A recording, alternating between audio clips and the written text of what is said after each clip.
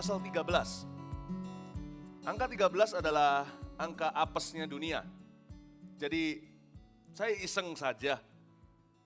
Ini juga kita bicara di pasal 13 ini bicara tentang antikristus. Saya rasa untuk Anda bisa ingat, gampang. Antikristus banyak dibahas di pasal 13 Wahyu. Ya, kita akan baca sekarang. Ambil catatan, kita harus pelajari siapa yang menjadi musuh umat Tuhan. Supaya kita jangan jatuh di dalam pencobaan. Supaya jangan kita masuk ke dalam perangkap. Wahyu 13 judulnya binatang yang keluar dari dalam laut. Kita baca ayat 1, lalu aku melihat seekor binatang keluar dari dalam laut. Bertanduk 10 dan berkepala 7. Di atas tanduk-tanduknya terdapat 10 mahkota. Dan pada kepalanya tertulis nama-nama hujat. Tunggu sebentar, saya jelaskan ayat 1. Binatang di sini bukan hewan, tetapi manusia. Manusia yang dirasuki oleh seluruh kerajaan setan. Ada satu orang nanti, tapi kita tidak akan pernah berjumpa dengannya. Kalau katakan pengangkatan terjadi hari ini, maka setelah pengangkatan itu barulah antikristus dinyatakan. Jadi kalau sampai ada di antara kita yang nanti tahu siapa antikristus itu di bumi, berarti orang itu ditinggal. Atau orang itu ketinggalan.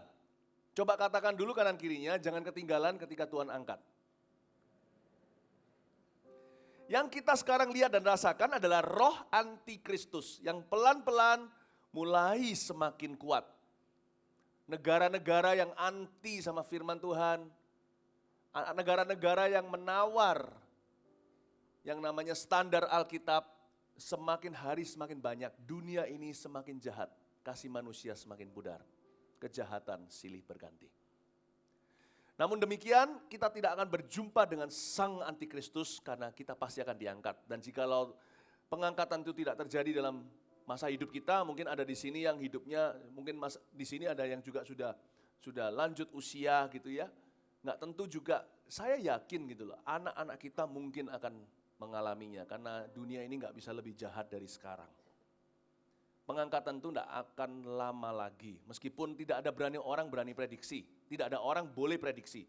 Siapa lebih pangkat dari Tuhan Yesus? Hayo, prediksi kapan Tuhan mau datang. Jangan sekali-kali coba. Tapi kok saya kan bisa saja menilai pohon ara. Saya tahu bahwa kedatangannya pasti tidak lama. Dunia tidak bisa jauh lebih jahat dari yang sekarang. Buktinya bahwa hari ini, saya belum cek berita, Palestina sudah dianggap, sudah disahkan oleh PBB sebagai negara merdeka. Israel semakin kecil lagi, semakin terhimpit. Israel semakin tidak punya boloh. Barack Obama malah justru membuat policy atau membuat kebijakan-kebijakan yang menyudutkan Israel. Firman Tuhan semakin digenapi saudara, bukan hanya di dalam Alkitab. Apa kata Alkitab tentang zaman ini? Mulai kita lihat sana-sini penggenapan-penggenapannya. Ally atau sekutu Israel terbesar yaitu Amerika Serikat sudah mengundurkan diri perlahan-lahan. Bapak Ibu, waktunya pasti tidak akan semakin lama, pasti semakin singkat. Kita nggak tahu kapan. Setelah itu akan antikristus dinyatakan. Ya, nah apesnya dunia antikristus itu. Dan siapa antikristus itu? Pasal 13 ayat 1 berkata, dia binatang yang keluar dari dalam laut. Dia ini binatang yang keluar dari dalam laut, itu simbolnya, apa artinya? Artinya bahwa antikristus ini dominasinya internasional. Dia keluar dari dalam laut bicara tentang antara samudra. Berarti orang ini, orang yang sangat-sangat internasional sekali nanti. Dia bertanduk 10, berkepala 7, menunjukkan dominasinya atas bangsa-bangsa. 7 tahun pemerintahannya, 3,5 tahun pertama naik daun. Antikristus akan memulai dengan kemenangan-kemenangan lokal. Dia mulai awal modalnya sudah besar. Dia sudah punya tanduk 10 dan kepala 7, bicara tentang bangsa-bangsa yang dia pengaruhi atau dia pimpin sendiri. Tanduknya 10 bukan? itu bicara tentang pengaruh. Kepala 7 itu bicara tentang dia mengepalai negara-negara ini. Ini di zamannya Yohanes yang menulis kitab Wahyu. Kalau setiap kali firman ini disampaikan, nubuatan ini diberitakan, maka mereka pikirannya langsung kepada kerajaan Romawi. Kerajaan Romawi juga sama. Kerajaan Romawi itu bertanduk 10, berkepala 7. Tapi sekarang kita tahu Itali bukan lagi adik kuasa. Jadi ayat ini ada penggenapan di waktu masa hidup kita. Berbicara tentang pemerintahan yang anti sama Kristus. Kepalanya tertulis nama-nama hujat, berbicara tentang pemerintahan yang kebijakan-kebijakannya menganiaya umat Tuhan. Pemerintahan yang menjalankan keputusan-keputusan yang jahat di mata Tuhan. Karena itu disebut kepalanya penuh dengan hujat. Di zamannya Yohanes yang menulis kitab Wahyu, semua orang-orang anak-anak Tuhan langsung pikirannya adalah bangsa Romawi. Tahukah di zaman itu Kaisar Romawi menganiaya orang Kristen, membunuh banyak orang Kristen, ratusan ribu jikalau bukan jutaan. Tapi sekarang Itali bukan lagi ancaman. Ini bicara tentang nanti ketika kita sudah diangkat, akan ada satu figur pemimpin politik yang dominasinya bangsa-bangsa. Pikiran kita sekarang apa? Amerika. Amerika kan punya kuasa seperti itu. CIA-nya bisa mengobok-obok negara mana-mana. Ya kan? Nah, tapi jangan cepat-cepat konklusi dulu dah. Ini soalnya nggak di zaman kita nanti kalau kita diangkat. Tapi yang pasti kita tahu bahwa orang ini mungkin berbicara banyak bahasa. Antikristus siapa tahu dia adalah ras Yahudi, saya spekulasi. Kenapa? Karena dia yang merupakan antikristus pasti ingin menjadi semirip-mirip Kristus. Bisa jadi, ini orang ini pasti jenius sekali. Bicara beberapa bahasa, mungkin bisa bahasa Rusia, bahasa Inggris, bahasa Jerman, siapa tahu, saya nggak tahu. Tapi orang ini pasti pinter sekali, jenius sekali. Dan di awal pemerintahannya 3,5 tahun pertama, dia akan naik down. Modalnya besar, tapi pemerintahannya betul-betul revival. 3,5 tahun terakhir, atau ronde kedua selama 7 tahun itu. Dia baru ngalami betul-betul luar biasa. Kalau Tuhan tidak memperpendek waktunya, dia memerintah lebih dari 7 tahun. Seluruh dunia mungkin mati dianiaya di bawah dia. Nah, kita sekarang lihat ayat 2. Binatang yang kulihat itu serupa dengan macan tutul.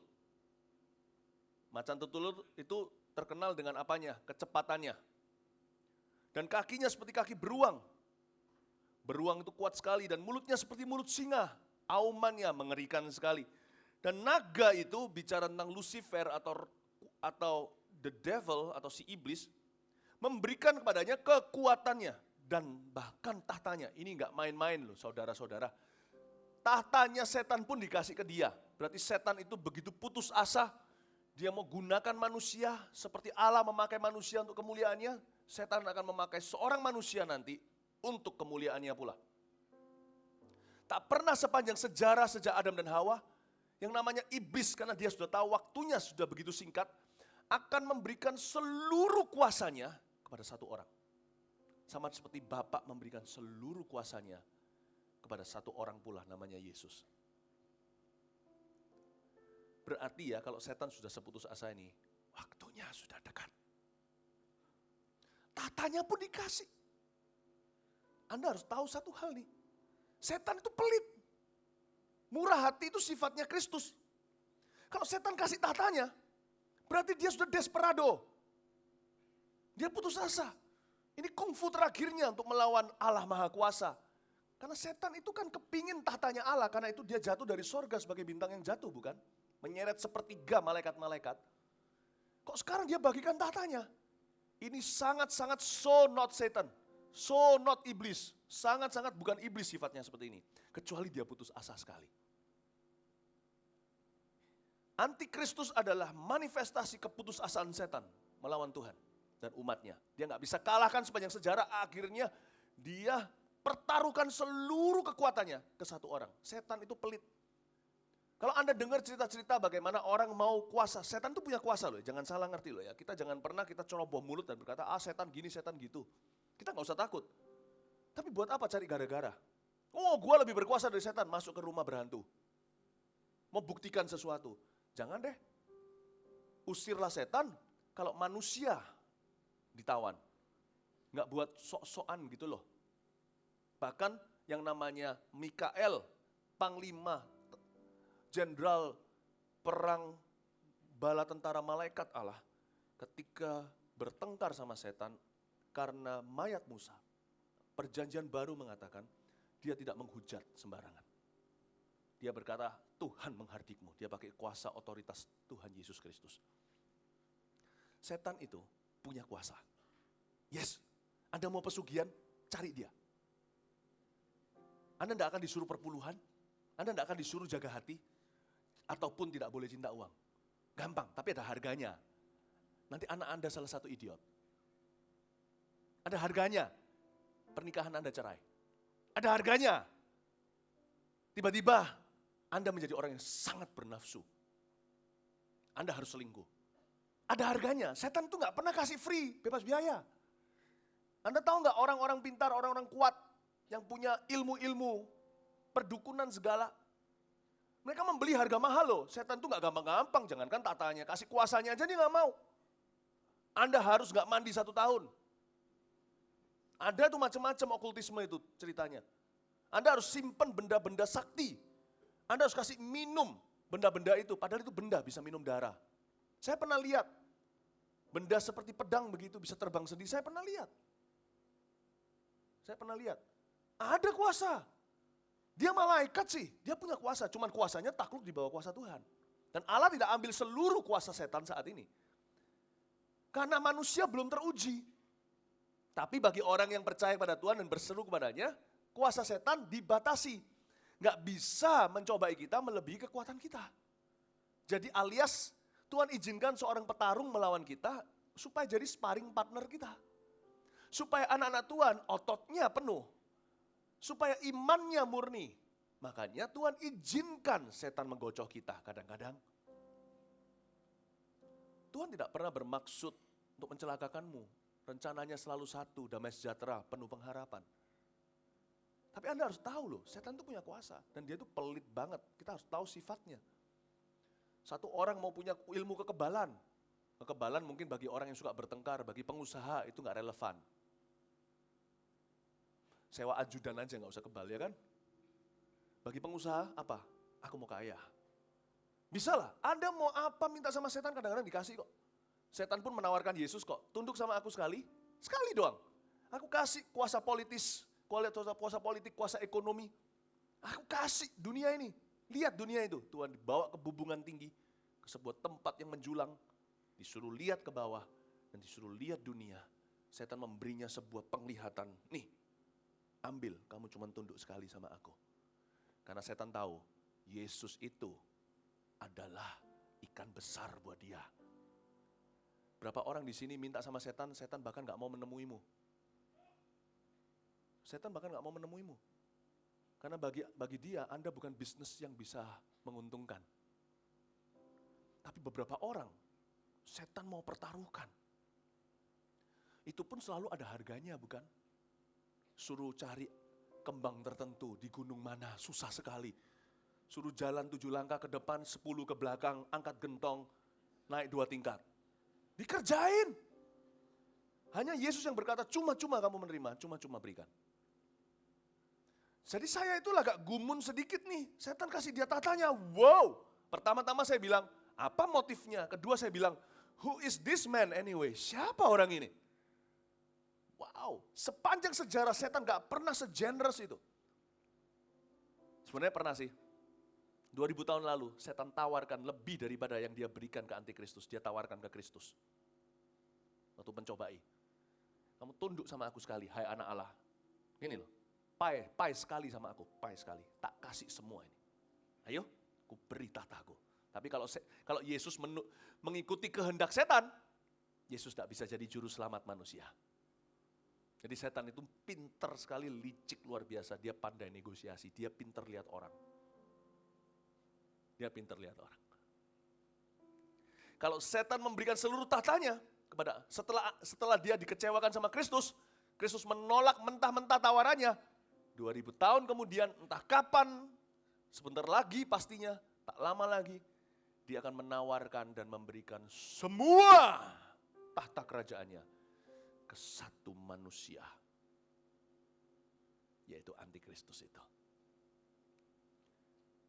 Itulah sebabnya seluruh dunia takluk di bawah Antikristus nantinya.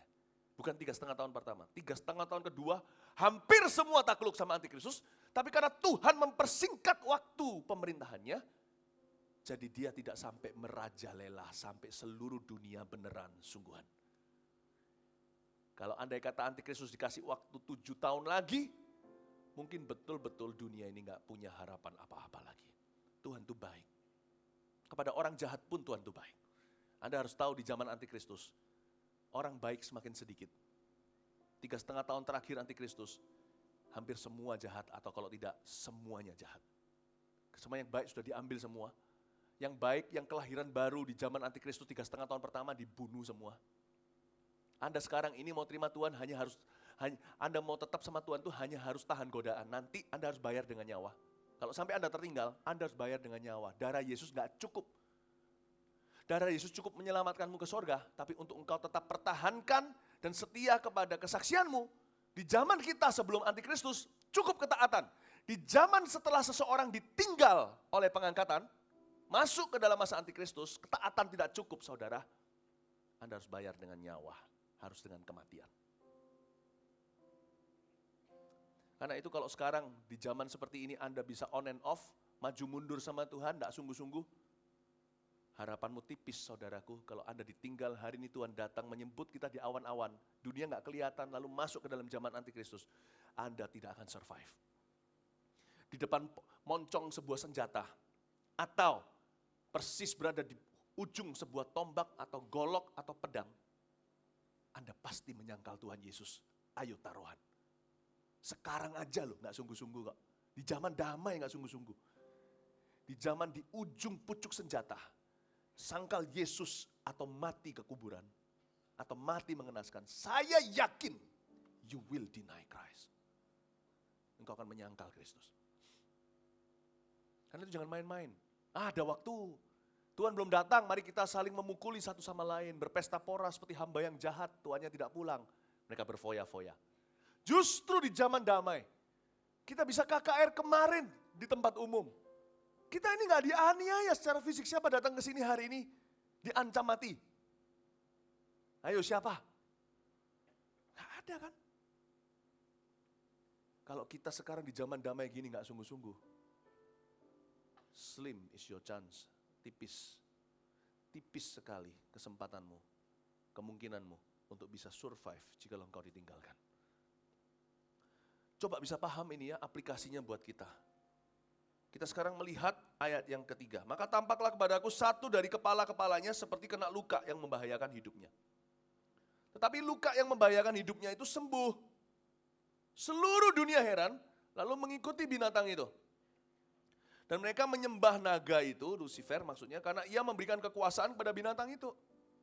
Dan mereka menyembah binatang itu sambil berkata, siapakah yang sama seperti binatang ini? Dan siapakah yang dapat berperang melawan dia? Perhatikan ayat 3. Ayat 3 menceritakan bagaimana sang Antikristus dari awal memang sudah berkuasa, salah satu kepala dunia, kepala negara yang sangat dikagumi dan disegani, tapi dia belum sampai semua orang takluk sama dia. Karena orang pastilah ya fanatik sama bangsa negaranya sendiri atau rasnya. Atau sama benderanya. Tapi ada sesuatu terjadi. Salah satu daripada kepalanya kena luka. Inilah cerita Antikristus, bukan hanya naik daun jadi orang berkuasa, tapi dia betul-betul mendominasi seluruh dunia atau mengontrol, mengendalikan seluruh bumi di bawah kakinya. Ketika ada sebuah kejadian yang mencengangkan, dunia ini kan suka superhero loh. Nanti itu saya nggak ngerti ya, sesungguhnya apa persisnya terjadi hanya Tuhan yang tahu, dan saya tidak akan ada di sini untuk menyaksikannya. Salah satu daripada negara yang dia kepalai mengalami masalah yang sangat berat. Contohnya seperti hari ini kita lihat gak keluar dari masalah ekonomi Yunani, Greece. Pakar-pakar semua yang pinter lulusan Harvard segalanya gak bisa rumus. Tahukah hari ini Yang paling dipermalukan di dunia ini orang pintar. Bukan orang pintar maksudnya, bukan dukun, orang pintar. Semua rumus ekonomi gagal. Ayo, pernahkah Anda pikir, yang pertama kali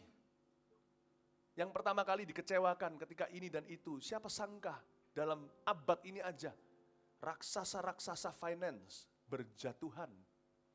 Itu raksasa finance yang duduk di sana, itu semuanya orang-orang yang apa namanya kalau GPA itu apa? 4 itu apa? Kalau di sekolah apa? IP-nya ya. Apa bahasanya sini? IP ya. IP-nya 4 semua itu. Itu lulusan universitas yang paling ternama di seluruh dunia. Di bawah tangan mereka hancur semalam. Hari ini orang-orang yang merasa dirinya berhikmat akan tertangkap dalam kebodohan. Saudara tahu nggak? Ada banyak masalah ekonomi tidak keluar. Saya sempat tanya dengan satu orang pengusaha yang sangat sukses di Tiongkok beberapa waktu yang lalu.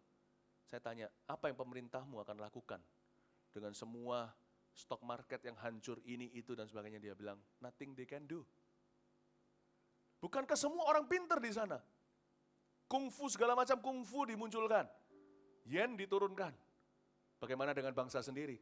Semua ahli ekonomi, saudara saya beritahu, jangan percaya sama ahli ekonomi, percaya dengan doa. Nanti kan Tuhan kasih hikmat. Nanti Tuhan akan kasih hikmat orang tertentu, bisa memutarbalikkan keterpurukan ekonomi. Bapak, Ibu, Saudara, tapi anehnya di zaman antikristus, dia bisa memutarbalikkan masalah itu dengan begitu cepat, sehingga membuat seluruh dunia tercengang. Wow, orang ini magic show. Mungkin bukan cerita ekonomi seperti Yunani, mungkin juga bisa jadi masalah sosial seperti Syria, perang. Sehingga sekarang refugee atau orang-orang perahunya kemana-mana, ke Eropa khususnya. Mungkin juga masalah bahkan hutang Amerika Serikat yang menggunung sedunia. Dunia ini semuanya bubbling menuju ke sebuah kehancuran total, ekonomi, politik, keamanan, sosial, everything. Dunia ini menuju kehancuran. No. Dunia ini menuju ke bawahnya kakinya antikristus. Nah, saya ngomong gini bukan berarti mari kita semua jual semua currency atau semua mata uang kita, asing maupun mata uang sendiri. Mari kita semua tinggal di atap rumah berpakaian putih menunggu kedatangan Tuhan, tidak usah bekerja. Enggak loh ya. Mari kita jangan shopping, jangan ikut sistem dunia. Setiap hari berada di dalam hadirat Tuhan. Saya enggak berkata kita tidak menjadi orang yang tidak mendarat. Tapi saya mau beritahu, dunia ini hopeless, saudara. Anda kalau sekarang disuruh mengelola harta, mengelola karir segalanya itu, lakukan itu dengan tujuan yang lebih tinggi. Sambil Anda menyelam minum air, sambil Anda bekerja, pastikan Anda tidak bekerja hanya demi uang. Pastikan ada suatu tujuan yang lebih mulia dari itu. Sebab dunia dan seluruh isinya ini sedang lenyap. The world and its desires is passing away, kata Alkitab. Bapak, Ibu, Saudara, suatu hari nanti, salah satu negara yang dikepalai oleh antikristus itu terluka berat. Bisa jadi masalah terorisme. Ternyata dengan Saddam Hussein dijatuhkan oleh George W. Bush, selesai enggak masalah Irak? Tidak. Afghanistan selesai enggak? Enggak. Karena masalahnya bukan masalah militer. Karena masalahnya masalah benci. Dan dunia ini menolak cinta. Anda pergi ke sana membawa berita pengampunan, Anda dibilang sebagai antek Amerika. Anda bicara ke Amerika, bicara tentang pengampunan, ya sudahlah. Mereka memenggal orang-orang kita. Tapi mari kita ampuni mereka, kita injili mereka. Orang Amerika bilang Anda pro-teroris. Dunia ini gak ada solusinya. Karena masalah benci gak bisa diselesaikan dengan senapan. Gak bisa. Dan nanti pada zaman itu ada satu orang, dia bukan pakai cara Tuhan. Dia pakai tangan besi, semua orang kagum dengan dia dan dia akan hancurkan semua di tangannya. Dan hanya ada satu diktator utama, antikristus namanya. Dunia ini hanya bisa diselesaikan oleh Kristus, atau diselesaikan sementara oleh antikristus. Dibutuhkan seorang diktator dunia untuk mempersatukan antara satu ras dengan ras yang lain. Untuk mempersatukan antara satu ras yang membenci dengan yang lain, dua-dua takut di bawah kakinya. Seperti zaman emperor-emperor atau seperti zaman baginda-baginda zaman dulu. Yang Assyria, Asyur contohnya, di bawahnya itu berbagai macam ras. Semua bersatu, perangnya jadi satu. Bukan karena mereka saling mencintai, karena mereka takut di satu orang. Itulah sebabnya antikristus nanti berdiri sebagai pemimpin berkarisma. Dia mempersatukan keretakan-keretakan sosial yang nggak bisa dipersatukan sebelumnya. Membuat seluruh dunia tercengang, padahal dunia nggak ngerti ini. Semua itu sudah diceritakan di Alkitab. Dunia nggak ngerti ini. Dunia kira dia superhero. Mereka akan jatuh ke dalam jebakannya antikristus. Jadi supaya saya jelaskan pada Anda, suatu hari dunia itu seperti apa? Akan muncul satu solusi. Anda lihat ya, sampai kapanpun juga, Presiden Amerika manapun juga, kecuali dia antikristusnya, tidak akan bisa menyelesaikan masalah Palestina. Roadmap ini, roadmap itu, yang paling bagus dulu itu Presiden Bill Clinton. Dia membuat mereka yang namanya Arafat dengan siapa waktu itu Perdana Menteri Israel itu bisa berjabat tangan. Tapi ya sebentar aja, lalu marah-marah lagi, gencatan senjata, lalu rudal tembak lagi. Nggak akan selesai nggak? Masalah ekonomi dunia nggak akan selesai. Masalah ras, sosial, perpecahan, perang etnis tak akan selesai. Kecuali nanti antikristus bangkit dan berkata, hey you, aku bunuh kamu, tunduk semua di sini. Jadi satu, jangan perang sendiri-sendiri. Lakukan perangku. Nah, mereka baru nurut. Dan dunia ini, karena memang dunia ini nggak bisa membedakan tangan kanan dengan tangan kiri. Dia nggak bisa membedain, ini real hero, atau ini pahlawan beneran, atau pahlawan, atau serigala berkedok domba. Dunia ini sekarang sudah agak juling, saudara. Tahu nggak siapa itu? Papanya Kardashian itu. Siapa namanya? Caitlyn. Siapa namanya? Siapa? Tahu nggak yang cowok jadi cewek itu loh? Ya, saya lupa namanya siapa itu ya. Bisa dikasih award, dianggap sebagai pahlawan. Cowok jadi cewek kok malah ditepuki tangan. Berani menampilkan dirinya sendiri. Dunia ini juling, saudara. Yang mereka sebut pahlawan, sebenarnya adalah pecundang. Yang mereka sebut pecundang, bayangin yang buat saya sedih adalah, Lady Di ketika meninggal, kurang lebih bersamaan dengan Mother Teresa. Dunia lebih meratapi Lady Diana daripada Mother Teresa. Dunia ini juling. Saya tidak mau berbicara gini kurang peka, apalagi untungnya saya ngomong gini di Indonesia, bukan di Inggris. Kalau di Inggris saya bisa mati. Lady Diana itu seorang yang tidak setia dengan wedding vow-nya. Seorang yang tidak setia dengan janji nikahnya, sumpah ke sorga. Dalam suka duka, till death do us part, sampai kematian memisahkan kita. Mother Teresa tidak kawin. Demi anak-anak yang mau mati kena AIDS. Waktu sama-sama meninggal dunia, dunia menangisi Lady Di. Bapak ibu saudara, dunia ini tidak akan pernah, kalau dunia sudah memilih untuk juling, tidak mau kebenaran, maka sekarang orang Kristen dianiaya. Padahal kita yang memberitakan keselamatan mereka, memang harus demikian, aniaya harus ada, tapi celakalah mereka yang menganiaya. Tapi orang-orang dunia yang gak keruan, malah mereka sebut sebagai pahlawan.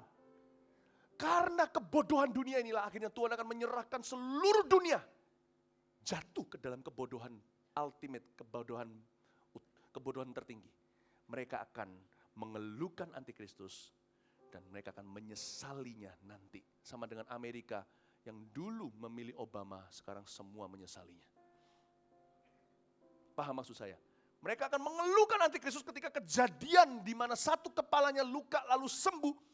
Semua orang berkata, this is our hero. Negara-negara berkata, kami mau bekerja sama, taken kontrak dengan Anda. Kami menjadi milikmu. Kami jual jiwa kami kepadamu. Seluruh bangsa kami akan mengikutmu. Engkau bisa keluarkan Yunani, engkau bisa selesaikan Suriah, engkau bisa menyelesaikan hutang Amerika. Katakanlah dalam bahasa sekarang. Maka kami juga mau supaya Anda tolong kami. Padahal dari dulu ditawari oleh Kristus dengan ayat di kitab Tawarik. Carilah Tuhan, bertobatlah dari jalanmu yang salah. Mengakulah dosa, carilah wajahnya, dia akan mendengar dari sorga, mengampuni dosa kita, memulihkan bangsa kita. Itu ayat dijadikan tak ada harganya. Mereka akan serahkan ke tangan antikristus. Antikristus akan selesaikan masalahnya, lalu akan menggoreng mereka. Cerita dunia itu begitu. Jadi kita akan mengerti nanti suatu hari, akan ada sebuah keajaiban di dalam pemerintahan antikris. Entah itu ekonomi, entah apa, tidak ditulis di sini. Saya tidak mau spekulasi. Tapi akan ada sebuah keajaiban. Perputarbalikan keadaan yang membuat seluruh dunia tercengang dan berkata, wow, this is the world leader that we have waited for. Inilah pemimpin dunia, skala dunia yang telah kami nanti-nantikan. Ayat 5, dan kepada binatang itu diberikan mulut yang penuh kesombongan dan hujat.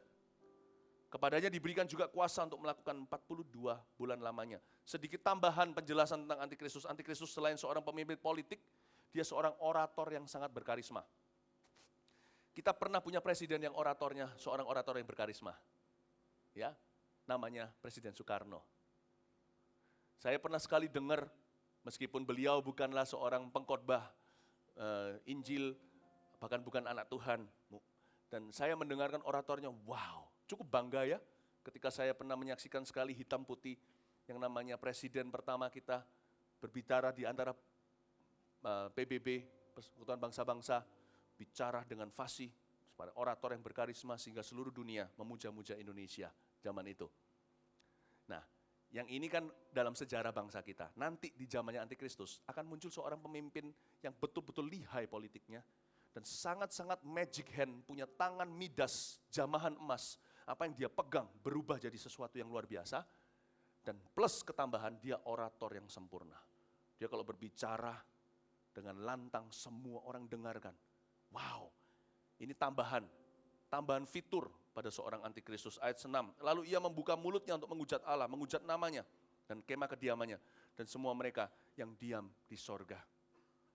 Dan ia diperkenankan untuk berperang melawan orang-orang kudus dan untuk mengalahkan mereka.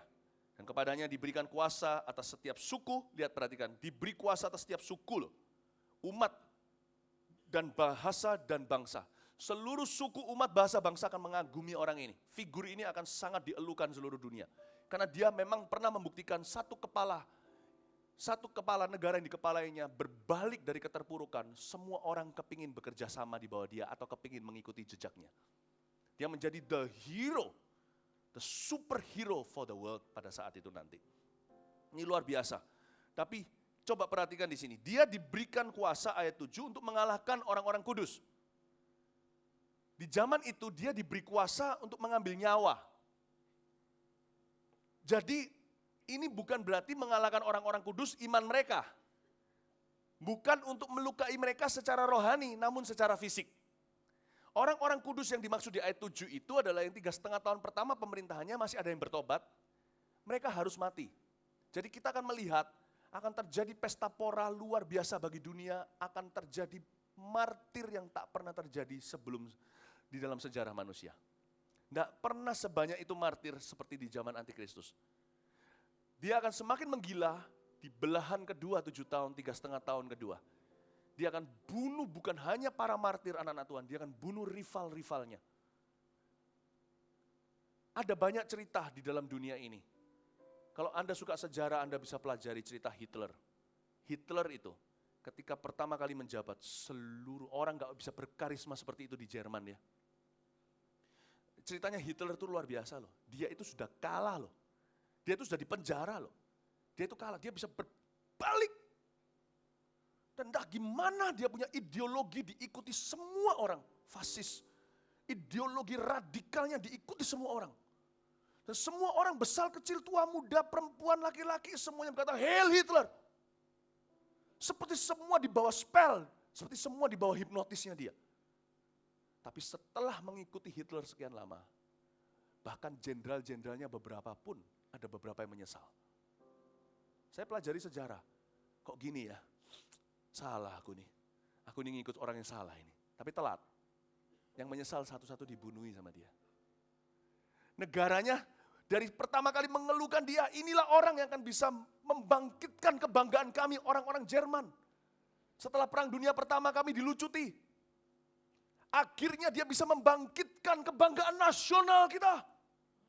Ujungnya orang-orang yang mengeluhkan dia, putra-putra mereka harus melakukan perangnya Hitler dan dibantai kayak binatang. Mati di tengah-tengah dinginnya Soviet, membusuk di lubang-lubang karena cuaca dan karena penyakit, sampar segala. Bapak Ibu Saudara, itu akan dicerita, itu akan diulang lagi. Dunia ini gak pernah belajar. Mereka akan semua taruhan dan semuanya berada di sisi Antikristus lalu menyesal. Ketika menyesal di 3,5 tahun kedua, mereka lihat warna aslinya sudah terlambat sudah. Bisa nangkep ini ya. Ini adalah figur yang luar biasa. Sepanjang sejarah kita melihat figur-figur yang bangkitnya tidak masuk akal. Mao Zedong contohnya. Itu sebenarnya udah kalah. Di dalam dia march atau dia berbaris, kaum komunis pada waktu itu banyak yang mati. Bukan karena perang. Bukan karena perang. Melawan seorang jenderal yang akhirnya pindah ke Formosa. Ya kan? Chiang Kai-shek namanya. Dia itu sebenarnya udah kalah tuh. Tapi tidak tahu kenapa.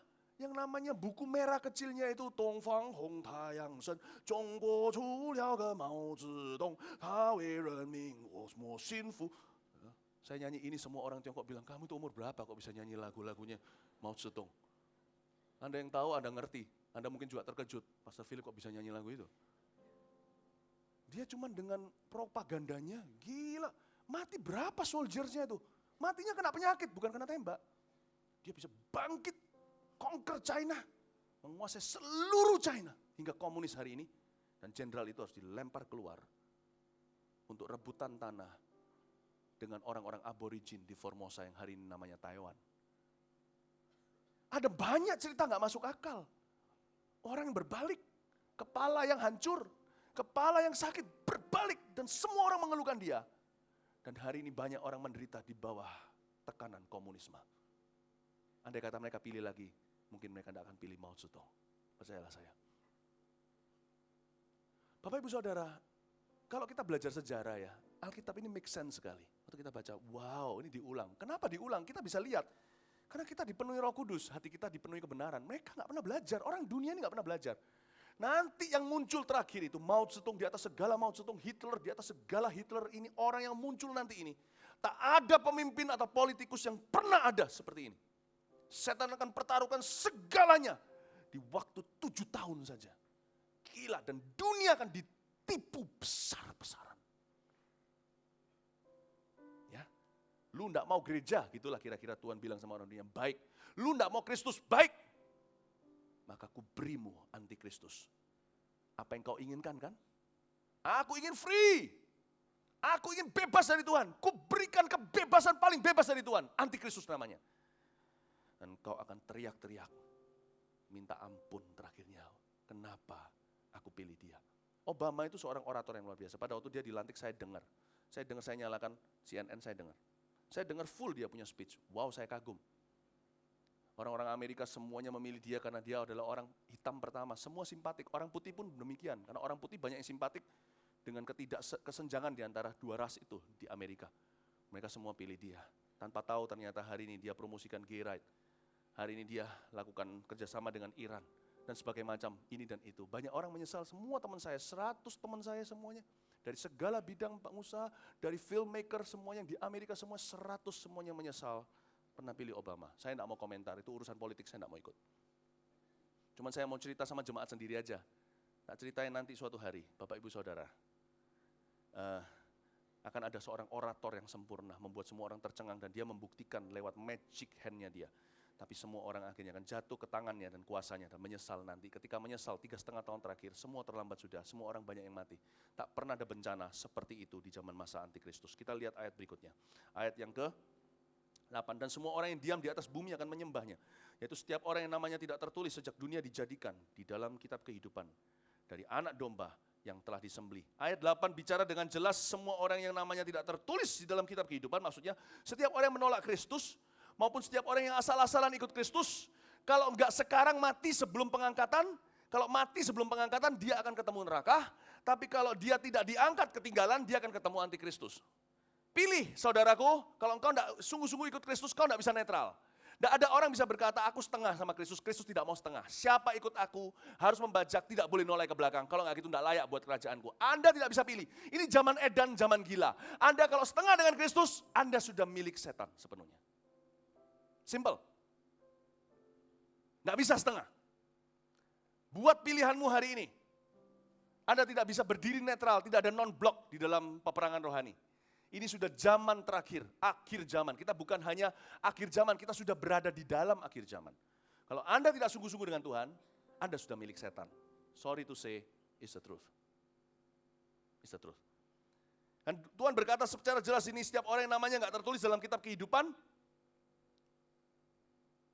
Dan semua orang yang di atas muka bumi akan menyembahnya. Artinya kalau kita namanya tidak tertulis di dalam kitab kehidupan, kalau kita mati, kita sudah tahu kita berakhir di mana. Kalau kita asal-asalan ikut Tuhan, atau kalau kita menolak Kristus hari ini, kita tahu kita akan berakhir di mana kalau mati. Tapi kalau kita nggak mati, ditinggal sama pengangkatan, semua orang akan jatuh ke dalam tangan sang antikristus. If you don't want Christ, you will belong to the Antichrist. If you reject Christ, God will surrender you to the Antichrist. Allah akan menyerahkanmu kepada sang antikristus kalau engkau tidak hari ini memilih Kristus. Ayat 9, barang siapa bertelinga, hendaklah ia mendengar. Bapak Ibu Saudara, izinkan saya mengatakan, kalau di sini ada orang-orang yang hari ini ikut Kristus, tapi cuma mulutnya doang. Maaf ya, saya bukan mau kasar, saya mau bicara terus terang. Waktunya sudah singkat, saya nggak bisa basa-basi. Bukan hanya waktunya akhir zaman sudah singkat, waktu khotbah saya juga sudah singkat. Kalau ada di sini yang masih selingkuh, dan terus selingkuh, udah deh, lepas. Lebih baik kau lepas selingkuhanmu, daripada dengan selingkuhanmu kau akan dilempar ke api neraka kalau engkau mati sekarang. Kalau engkau nggak mati, pasti engkau akan membayar untuk dosamu. Di zaman berikutnya. Lepasin selingkuh. Di sini yang masih ada orang yang tidak jujur dengan sesamanya, melakukan kejahatan, dan sebagainya. Saudara bereskan ya. Jangan jadikan ini semua informasi. Saya jelaskan semua ini supaya Anda punya pengetahuan firman. Tapi ujungnya tetap aplikasi, saudara. Please, jadi orang Kristen yang benar. Saya seringkali lihat orang Kristen yang kelakuannya nggak karuan di luar sana itu saya jadi malu. Malu sama orang-orang dunia yang sekarang itu berkata orang Kristen kok kelakuannya begitu. Please, yang benar. Hai Sakius, kembalikan apa yang milik orang lain. Hai wanita yang berzina, jangan berzina lagi. Hai engkau yang punya 5 suami, kata Yesus di sumur Samaria, dan sekarang yang ada denganmu pun cowok itu bukan suamimu. Kok bisa ya? Ada orang tetap bisa ke gereja, padahal dia sekarang setiap bulan meninggalkan keluarganya untuk selingkuh, untuk pergi dengan selingkuhannya. Kok bisa? Anda kok bisa tega datang ke Mawar Sharon? Kalau Anda datang sini tobat. Anda gagal, Anda silakan gagal. Jangan jadikan kami gereja yang gagal. Gereja Mawar Sharon bukan tempat kita menyimpan orang-orang berdosa. Kita mengasihi orang berdosa untuk membuat mereka ke jalan yang benar. Anda tidak bisa bersembunyi di sini. Di sini orang ketemu Tuhan. Lepasin tuh selingkuhan itu. Kembali ke suamimu. Go back to your husband. Go back to your children. Saya tidak peduli perpuluhanmu. I don't care. Take your dirty money with you. Ambillah uang kotormu itu denganmu. Jangan kasih ke rumah ini dan mencemari. I don't care. This church, gereja ini berdiri. Bukan karena your money. Dan juga bukan karena for your money. Gereja ini berdiri bukan karena uang seseorang. Dan bukan demi uang seseorang. Gereja ini berdiri demi kebenaran. Barang siapa bertelinga, hendaklah ia mendengar. Saya sekarang khotbahin ini Anda, bukan ini Anda. Sekalipun banyak pengetahuan di sini supaya Anda tahu bahwa Alkitab itu make sense sekali secara sejarah. Sejarah akan diulang saudara, tapi akan diakhiri juga oleh Tuhan. Karena manusia nggak belajar, pasti harus ketemu sandungannya. Meskipun saya ajarkan pengetahuan, tujuan khotbah saya ini adalah telinga. Masuk ke sini, ubah kelakuan. Ayat 10, barang siapa ditentukan untuk ditawan, ia akan ditawan. Barang siapa ditemukan, tentukan untuk dibunuh dengan pedang, ia harus dibunuh dengan pedang. Yang penting di sini ialah ketabahan dan iman orang-orang kudus. Dan Bapak Ibu Saudara yang hari ini dalam kesusahan, kesukaran apapun, ekonomi, rumah tangga, jangan jatuh ke dalam perangkap setan. Ayat 10 berkata yang penting adalah ketabahan dan iman orang kudus. Jangan jatuh ke dalam jebakan setan, yaitu apa? Yaitu meninggalkan Tuhan di saat semuanya segala sesuatu menjadi susah di hidupmu. Yang penting di hidupmu adalah ketabahan dan iman. Kalau Anda sudah melakukan kebenaran, saya kemarin ditanya sama satu orang, minggu lalu nih, saya ditanya sama satu jemaat. Dia kena kanker, beliau kena kanker. Lalu pasangannya berkata seperti ini, itu karena kamu nyembah Yesus. Emangnya Yesus bisa kasih kamu apa? Pernah enggak kita dengar orang gitu? Ikut Tuhan kok kita malah justru kita ngalami pukulan, ngalami pencobaan. Saya beritahu Bapak Ibu Saudara, yang penting di sini iman dan ketabahan. Ikut Tuhan tidak ada garansi Anda akan kaya. Bahkan tidak ada garansi Anda akan sehat. Kita boleh percaya, harus dong. Kita harus imani, harus dong. Kalau sakit nggak usah diimani, pasti sakit. Jadi kalau saya suruh orang doain orang yang sakit, saya nggak akan doain supaya dia mati, karena nggak usah didoain pasti mati. Ngapain bertele-tele? Kalau orang mau saya doain, atau kalau saya mau doain orang, saya doakan sembuh, karena itu janji Tuhan. Tetapi jangan pernah kita memanipulasi Roh Kudus dan berkata kau harus. Kalau enggak, karena kita ini posisinya berhutang, kita harus tahu diri dong. Tuhan enggak utang sama kita yang utang. Maksud saya gini loh, enggak ada garansi ikut Tuhan. Kalau takaran ikut Tuhan itu pasti kaya, pasti sempurna hidupnya. Nah berarti Anda bisa lihat di luar sana banyak orang-orang koruptor-koruptor yang kayanya bukan main, saudara. Kayanya luar biasa dan duit orang semua, bukan duitnya dia. Berarti Tuhan berkenan dong sama dia. Dia bisa punya mobil 5, berarti Tuhan berkenan dong, rumahnya ada 7. Enggak loh. Saya beritahu, kalau kita ikut Yesus, namun kita sengsara seumur hidup seperti Ayub, tetap ikut Yesus, yang penting iman dan ketabahan. Karena ikut Yesus itu kebenaran dan jalan keselamatan. Lebih baik saya jadi orang miskin, punya sedikit tapi benar, daripada jadi orang kaya, tapi melakukan kejahatan. Itu yang dimaksudkan, lebih baik aku makan remah-remah roti, tapi punya hubungan dengan Tuhan, daripada aku punya pabrik roti, tipu kanan kiri. Bapak Ibu Saudara, yang penting iman dan ketabahan di sini. Saya beritahu sama ibu itu, ibu jangan dengarkan pasangan Anda, doakan malahan. Siapa bilang? Karena dia bilang gini, padahal pasangannya mungkin juga pernah ke gereja. Mungkin kecewa sama gereja. Pasangannya berkata begitu, itu karena kamu nyembah Tuhan Yesus. Ngapain? Kan sama dengan Ayub tuh. Ayub menderita lalu apa kata istrinya? Ngapain kamu saleh sama Tuhan? Kutuki dia aja, lihat dia berikan apa sama kamu. Saudara-saudara, kalau kita sakit seumur hidup, kalau kita miskin seumur hidup, kalau kita mengalami pencobaan seumur hidup, jangan mengeluh. Karena Yesus tidak harus memberikan apa-apa selain keselamatanmu. Karena itu jangan kau bangga karena setan takluk kepadamu. Tapi karena namamu tertulis dalam kitab kehidupan. Saya waktu lutut saya mengalami sesuatu, saya nggak ngeluh. Saya nggak berkata, saya ini pembicara FKA kok, kau izinkan. Saya enggak. Saya berdoa.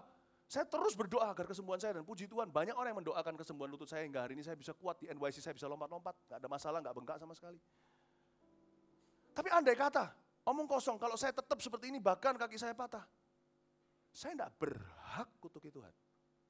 Namanya Philip Mantova ini bisa diterima ke sorga aja, orang sampah kayak saya ini sudah kamsia-kamsia. Siapa Anda kira diri Anda? Siapa saya kira diri saya? Sehingga Tuhan harus buat kasih kita ini itu. Emangnya Tuhan hutang sama kita? Enggak, yang penting ketabahan. Kalau ikut sama Tuhan itu harus murni. Yang penting iman dan ketabahan. Amin Bapak Ibu Saudara. Ya, jangan pernah berkata kalau aku ikut Yesus, Yesus harus berikan aku ini dan itu. Dan jangan pernah nginjil dengan cara begitu. Ayo ikut Tuhan, ayo pindah dari agamamu. Kenapa? Ikut sini loh, ada berkat. Jangan pernah gitu. Anda bukan sedang menobatkan orang, Anda sedang memberi visa kepada orang-orang greedy atau serakah masuk ke dalam gereja Tuhan. Kalau Anda beritakan Injil, beritakan karena Yesus mati bagi dia satu-satunya jalan ke sorga, dia satu-satunya pengampunan dosa. Udah itu aja, embel-embel lainnya, bonus semuanya, nanti aja taunya. Amin Bapak Ibu Saudara. Kita lihat berikutnya binatang yang keluar dari dalam bumi. Saya sudah mau selesai ayat 11. Dan aku melihat seekor binatang yang keluar dari dalam bumi. Ini binatang lain. Bertanduk 2. Sama seperti anak domba. Dan ia berbicara seperti seekor naga. Ayat 11. Binatang yang keluar dari dalam bumi ini bukan antikristus tapi asistennya. Ini adalah yang disebut di Alkitab sebagai nabi palsu. Kenapa disebut dia dari dalam bumi? Nabi palsu adalah seorang figur bukan politik, tapi figur religius. Sangat ironis, karena dunia sekarang ini ateis. Religion atau agama tidak lagi trendy di dunia ini.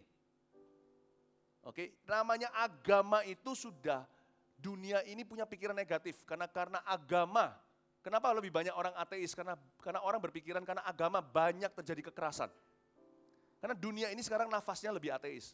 Eropa itu dulu religius sekali. Sekarang ateis banget. Mereka tidak percaya ada Tuhan.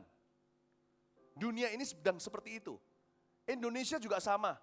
Hanya karena takut saja sebenarnya Indonesia ini nggak religius. Coba pergi ke Jakarta, sekuler semua orang-orangnya. Kelihatannya kalau di depan umum religius, itu hanya untuk pencitraan. Nanti lihat malamnya, copot semua yang namanya busana religius segalanya kadang-kadang. Kita melihat orang-orang party mati-matian. Dugem segala di ibu kota kita. Indonesia sebenarnya sekuler, cuman karena masih ada rasa sungkan dan takut karena negara kita itu berasaskan Pancasila. Dunia ini nafasnya udah ateis, karena mereka sudah trauma dengan agama. Tapi aneh di zaman antikristus nanti, dunia akan kembali religius. Karena akan ada revivalistnya, nabi palsu itu. Nabi palsu di sini, dia dari dalam bumi, bertanduk dua sama seperti anak domba, berarti dia adalah figur rohani, ya. Dan dia juga berbicara seperti seekor naga, artinya dia adalah seorang pengkhotbah yang sangat diurapi, tanda kutip, oleh setan. Dan dia berasal dari sebuah agama yang sudah ada di dunia ini. Jangan kita pikir agama mana, itu bukan urusan kita. Jangan tunjuk agama mana, jangan-jangan keluar dari kemah Kristen sendiri. Karena di zamannya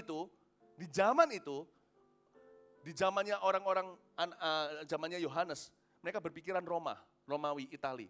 Itali itu bahkan agama yang mirip dengan agama kita sendiri. You never know mereka dari agama mana munculnya. Tapi nabi palsu akan dari dalam bumi. Artinya dia dari sebuah agama yang sudah ada, lalu dia akan tiadakan agama-agama, bangun agama baru. Itu yang terjadi nanti menurut firman Tuhan ayat 12. Dan seluruh kuasa binatang yang pertama itu dijalankannya di depan matanya. Ia menyebabkan seluruh bumi dan semua penghuninya menyembah binatang pertama yang luka parahnya telah sembuh. Dia akan memulai agama baru pada zaman itu. Dan ia mengadakan tanda-tanda yang dahsyat.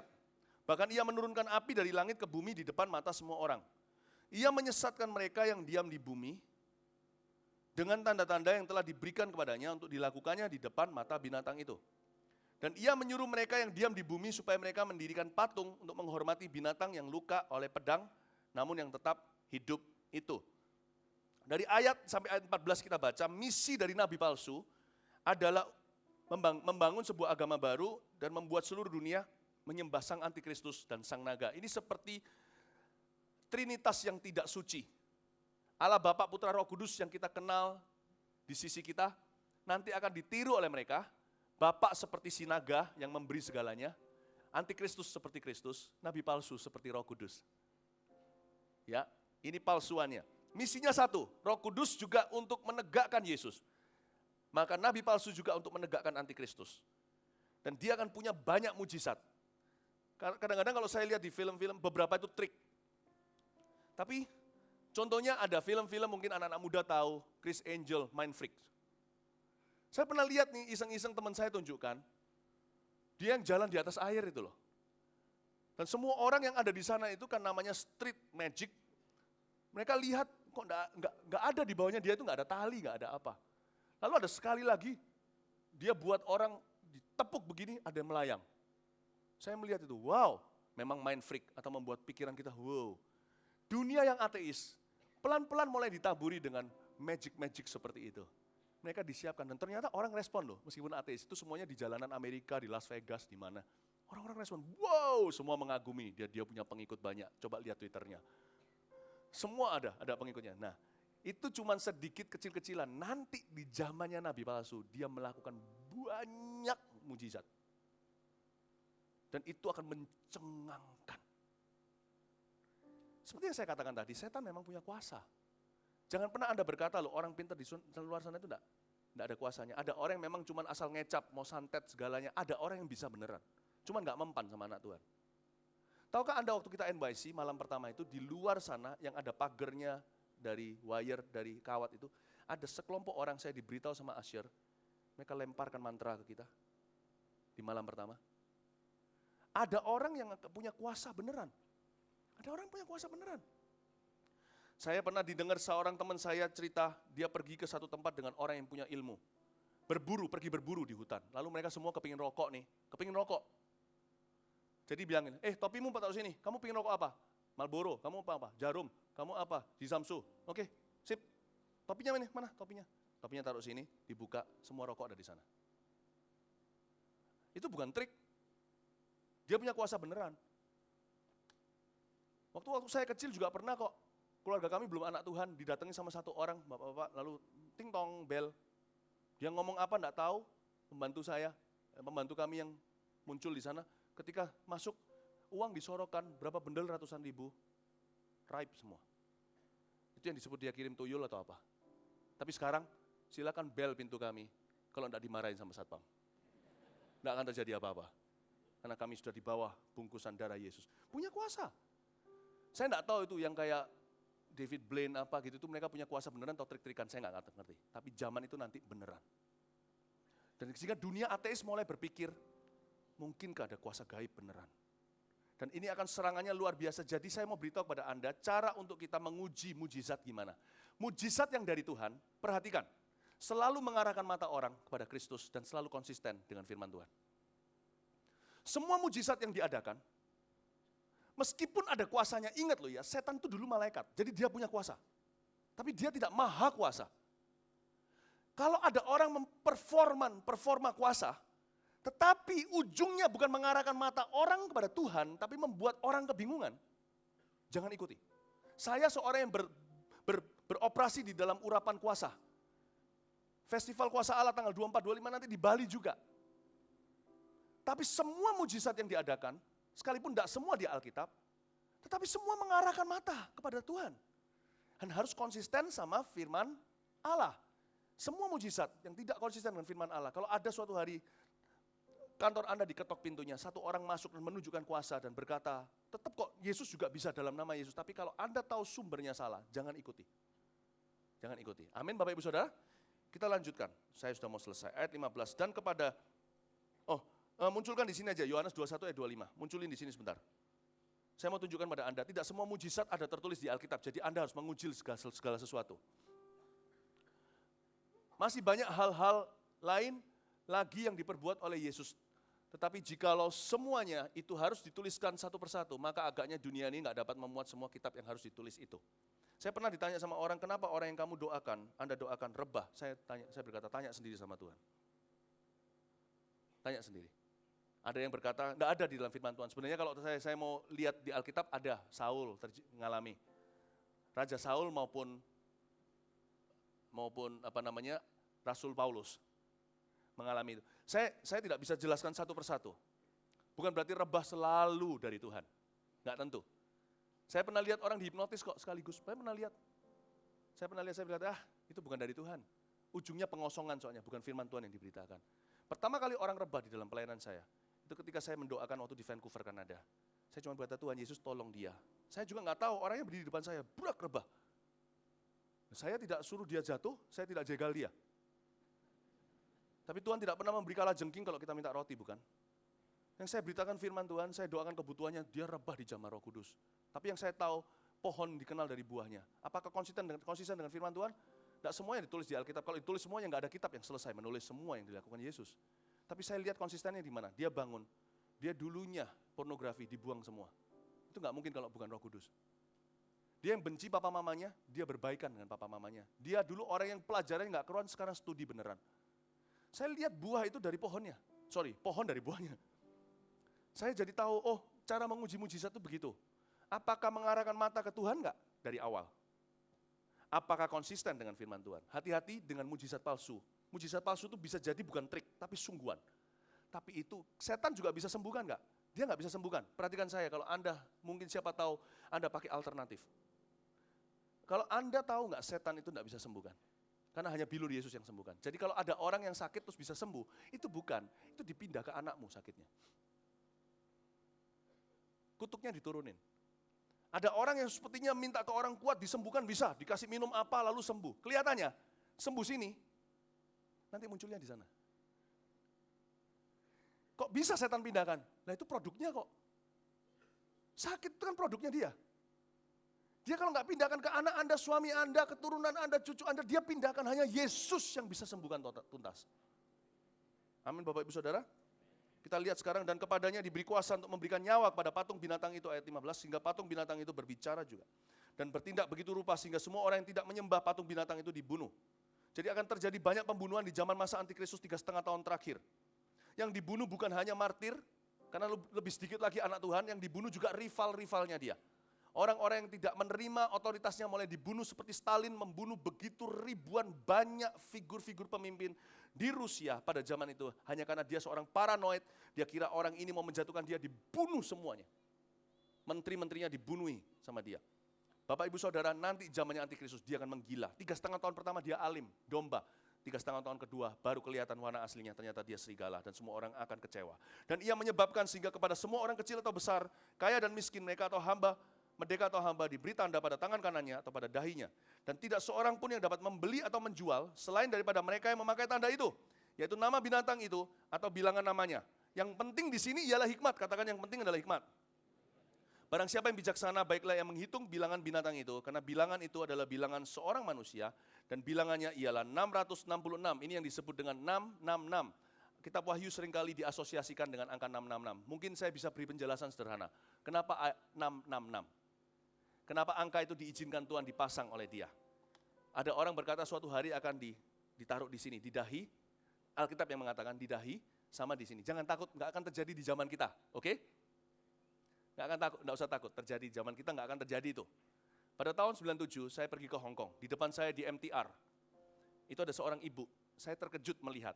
Karena saya tahu di Hong Kong, yang namanya hewan, anjing itu sudah dikasih, lain dengan di Indonesia lebih canggih di sana, sudah dikasih barcode-nya itu di situ, di telinganya. Jadi cuma sudah tahu. Dan saya tidak pernah, di depan saya seorang ibu biasa, tangan tidak pakai jam, dia pakai baju kutungan, waktu itu panas, lalu dia di depan saya kaget, ini beneran atau enggak? Karena saya lihat sendiri, itu dia pakai tangannya gini, tit. Saya bukannya dengar orang ngomong apa, saya lihat sendiri, saya bilang sama istri saya lah, itu kok tahun 97, sorry, tahun berapa itu ya, 99 atau berapa. Saya lihat, tit gitu, loh saya lihatin lagi, saya ikuti ibu itu, semoga dia nggak lapor polisi, saya lihatin tangannya, ada apanya di tangannya, apa mungkin sudah ada ya, kata orang sekarang lagi dibikin tapi takut infeksi nanti di dalam sini. I don't know, tapi pasti tidak di zaman kita. Kenapa 666? 666 adalah angka, Anda tahu nggak kalau Anda mau beli barang, berapa harganya? Ini harganya murah, 99.990. 999. Jadi Anda tidak pernah kerasa itu 100.000 gitu loh. 666 itu juga sama, angka 7 itu sempurna, hanya Allah yang bisa pakai nama itu. Kayak di zamannya Emperor China dulu, hanya raja yang bisa pakai warna kuning maupun ungu. 666, orang yang mau setengah mati mau jadi kayak Tuhan, nggak pernah jadi. 99.999, nggak pernah jadi 100.000, nggak pernah penuh. Setan tak akan pernah. Pernahkah Anda seperti itu? Anda makan nggak sampai kenyang? Anda ke belakang nggak sampai puas? Kok gitu ya ilustrasinya?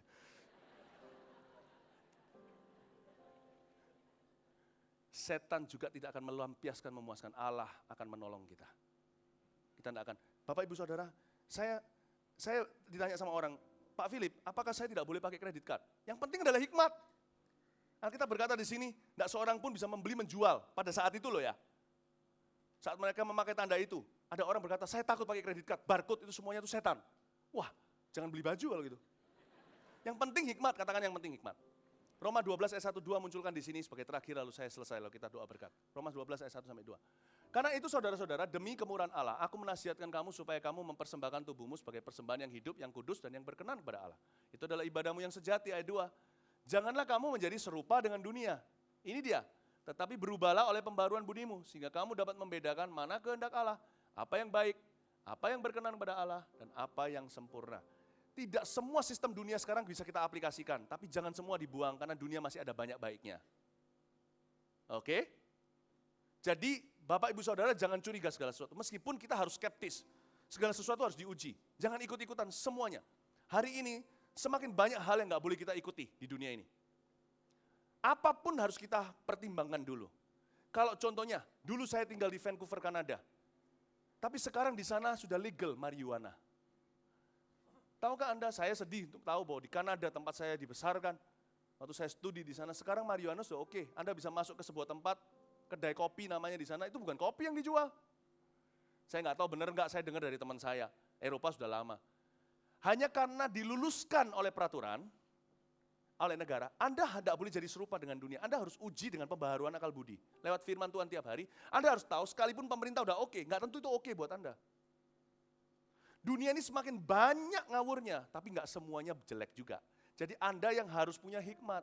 Tapi nanti di zamannya antikristus, matilah. Kalau kita ketinggalan, kita nggak bisa bahkan jualan, beli pun nggak mampu, nggak mungkin. Karena pada saat itu, barcode-nya bukan di mana-mana, tapi di tubuhmu. Untung kita diangkat, saudara. Saya nggak tahu gimana ya, mereka keluar teknologi sehingga nggak infeksi, I don't know. Tapi tahun 99 itu mengiang di sini saya lihat ibu itu yang tangannya bisa tit. Sedangkan saya pakai kartu Octopus yang namanya untuk MRT itu.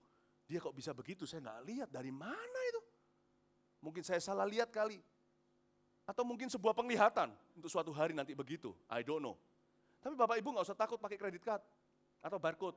Kecuali Anda harus mawas diri memakainya, jangan pakai kebanyakan. Sekarang hutang kredit kan banyak.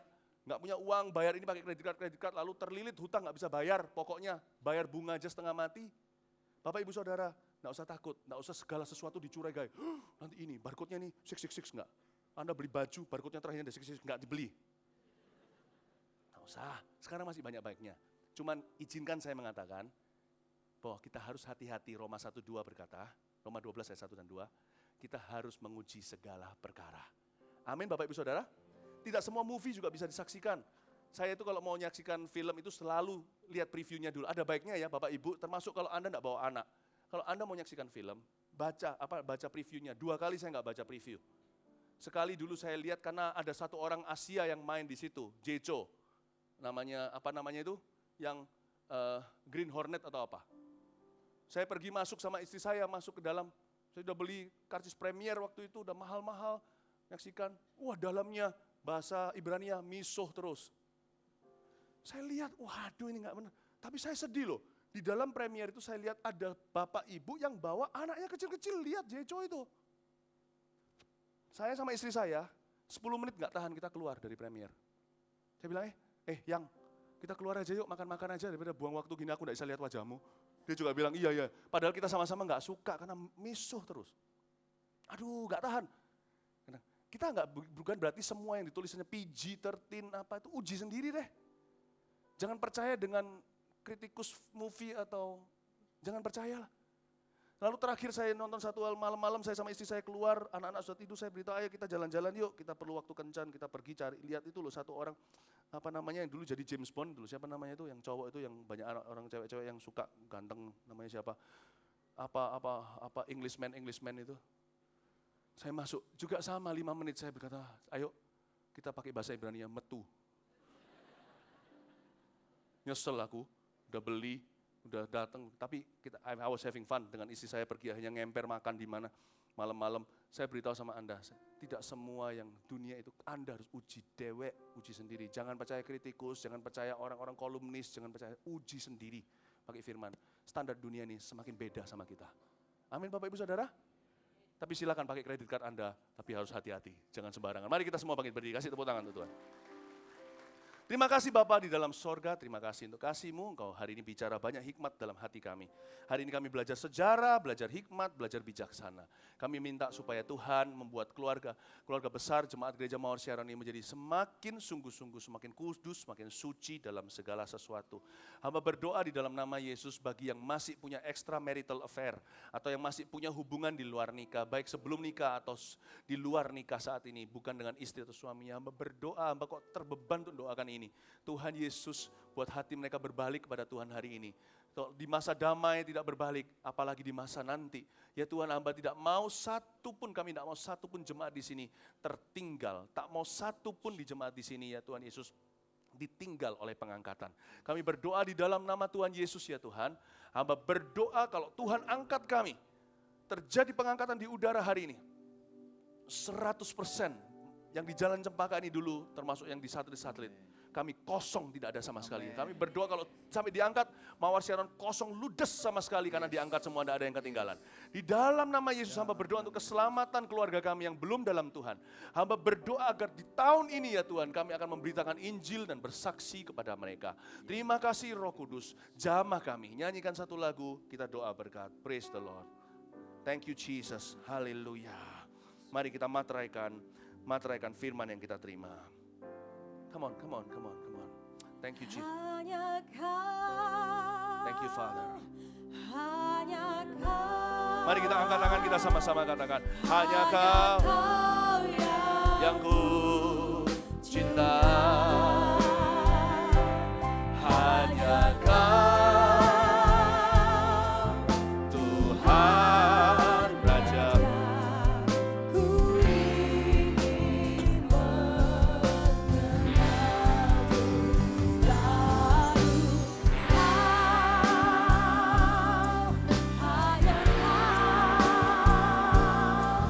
Hanya Kau yang ku sembah.